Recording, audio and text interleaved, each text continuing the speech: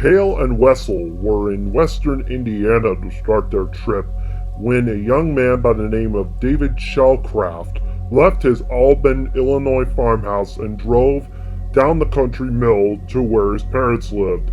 David shared an evening meal with his mom and dad.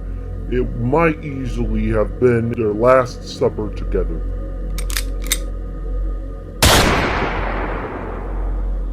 Stephen Allen Hale was born in 1977 in Washington, Indiana, just a few miles south of Indianapolis. With his partner Chalky Wessel, also known as Chuck Wessel, he grew up in extremely violent circumstances, ridiculed with abuse. Both were extremely bullied from the time they started elementary school, with Wessel being bullied the most severely. He was doing and was bullied for being too short, according to one source, as he was going to be a ticking time bomb and go off at any time, regardless of what people thought about him. In a 2016 phone call my mother had with an unknown source that was never recorded, Wessel got picked on more than Hale did, with both using extreme amounts. Almost hard to comprehend for the age of around 10 years old. However, not much else is known about the two suspects, except for what happened on the day of April Fool's Day, 1998, as a two-state shooting spree took place, starting in southern Indiana and moving closer to central Illinois. You have to keep in mind, both suspects were extremely high on substances such as both suspects may have experienced a deep psychosis and mania even during the day of the attack. While David enjoyed his mother's home cooking, Hale and Wessel enjoyed a mix of. They roamed the Indiana Territory just east of the Wabash River, leaving a trail of human remains in their wake. David completed his evening visit and prepared to return home, but as he exited the front door, an old friend passed by. Larry Sams decided to stop and share a few moments with his old buddy. It proved to be a fatal mistake. The spring foliage on the trees had not yet filled to a point that prevented David from seeing his own house from his front porch. As he and Larry stood there chatting, David noticed a mysterious green car entering his driveway. Its occupants seemed to be inspecting David's home, his barn, and the surrounding grounds. David decided to investigate. He asked Larry if he would mind coming along to lend support. Larry gladly agreed. The two companions got into David's pickup truck and drove off to confront the two silos in the green car that continued to troll the grounds next to David's house. The green Camaro in David's driveway was the property of Pam Cook, but she was not in it. About the same time that David started to dine with his folks, Pam had attended to knock at her front door. When she greeted the stranger attending outside, he answered with the barrel of a pistol and demanded for her Camaro. After she readily surrendered her keys, she received an unkind bullet to the temple. Pam had died on her front porch a few hours later. David and Larry were about to meet her killers, who were looking to trade one stolen vehicle, according to reports. Pam Cook was the third Indiana resident to have the misfortune of running into Hale and Wessel that day. Jeremiah Miller and Marlon Knepp of Lagodi each had their brief encounter with them. They too died from gunshot wounds to the head. About 7 p.m. that same evening, while Indiana authorities continued to discover the dead body, Hale and Wessel crossed the Wabash River into Illinois. They pulled into a Casey's General Store in Albin, Illinois.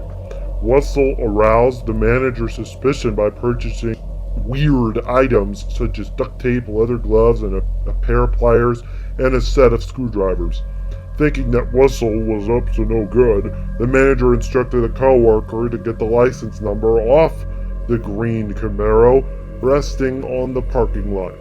Wessel saw what was happening, and he threw a large amount of money onto the counter and told the cashier to keep the change before rushing out of the store and into the car. He drove away in a hasty fashion. The encounter was reported to the Albany Police Department, who traced the car to the reported murder of Pam Cook in Indiana. Hale and Wessel worried that the store manager would report their driver's license to police and decided to ditch Pam Cook's Camaro. They drove it to the countryside in search of a different vehicle, as their search led them up to David Chalcraft's driveway. Having discovered that Chalcraft's farm offered no vehicle to steal, Hale and Wessel decided to leave. As they drove down the long and narrow driveway, intent on finding another ride elsewhere, as their search for another vehicle ended. David and Larry arrived at David's pickup truck. The pickup and Camaro converged to a stop 5 feet apart and squarely facing each other. There was nowhere for either vehicle to go. The two vehicles met at a path where the driveway rested atop a steep embankment, and effectively blocked both vehicles from further movement. Hale and Wessel had proceeded to do what they wanted: get a vehicle to replace the one that law enforcement would now be looking for, as their method of vehicular hijacking spelled an imminent danger for David and Larry. It was a dark and cold night. David left his truck running and his headlights on as he exited his pickup truck. The Camaro's headlights were off, enabling David to see the two occupants inside before David approached the driver, intent on finding out his purposes for being there. He was about to find out with that inquiry. Wessel sat in the driver's seat, armed and ready for the kill. The driver opened the door, and David leaned forward to ask Hale and Wessel about their presence on this farm. Wessel thrust his weapon in the direction of David's head. David flinched from what he thought was an effort to hit him, and Wessel shot him at point-blank range. Because of his reaction, David was spared a bullet to the head. The bullet passed through his neck instead. Fortunately, Wessel, now experienced at the effect of a point-blank headshot, did not know that he missed his target. Moreover, his attention immediately turned to Larry Sims. As David spun to the ground, he saw Larry in front of his pickup. He saw Hale standing in front of Larry. David started to fall down the embankment, and the last thing that he saw was Hale shooting his own old friend almost right between the eyes. David laid motionless at the bottom of the bank. Wessel decided to ensure David's fate, firing him another shot as the bullet slammed onto the ground next to David, and as he had the presence of mind to remain still. Immediately thereafter, he could hear Hale and Wessel walking toward Larry. He heard a barrage of gunfire from two different weapons. What David heard was Hale and Wessel planting a host of bullets into Larry's body.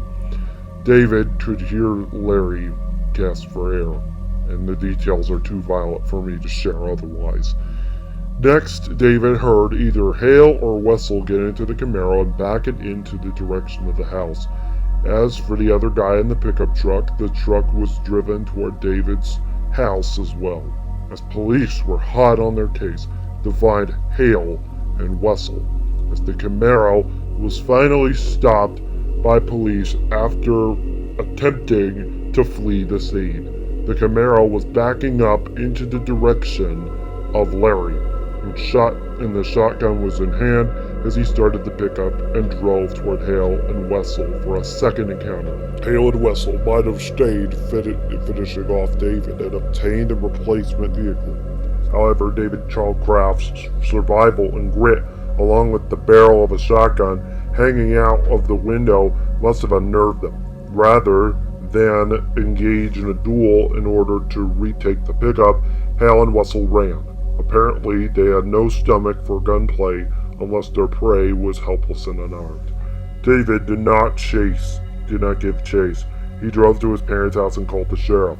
He spent the next 2 days in the hospital. After David's report, the authorities closed in quickly. Spearheaded by a helicopter with a searchlight, the police mounted a full-scale search of the area. They located the Camaro, abandoned several miles away in a cemetery, as officers now were on the ground and hearing a series of gunshots. They found Wessel dead with a gunshot wound in the head. The gun in Wessel's right hand fired a bullet later removed from his head. The police found Hale in a short order. He was unarmed and appeared to be in a state of bewilderment. He was asked but could not answer how Wessel had died before being arrested. In the end, 5 people died, including Chalky Wessel, and another man was severely wounded in the incident that ended before dawn that Thursday afternoon, as police raced all night to find the suspects, with helicopters inspecting a wheat field where the suspects were taking refuge.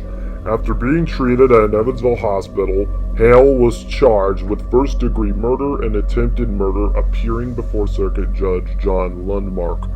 His bond was set for $1 million, and Lundmark even asked the suspect Stephen Hale what his name was. "Yep," he answered, according to the Herald Times in 1998. Afterwards, relatives of the victims' families expressed anger and frustration at the hearing, with one guy being Gary Chalcraft.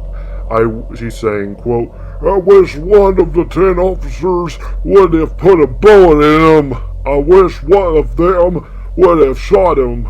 Hale was captured at about 3 a.m. in rural Edwards County in southeastern Illinois, near the spot of the alleged accomplice. Chalky Wessel, as we mentioned, at 19, took his own life, and we honor the other victims, being Jeremiah Miller, Marlon Knapp, Pam Cook, and David L. Chalcraft, who was also severely wounded and made a full recovery after the incident. Now, if you hear about Stephen Hale, you're not going to hear about him much, as he is still sitting in prison with a life sentence. But little did this community of small and quiet promise know, or even knew, what was about to happen on that fateful day in April 1998, as it was a shock to us all.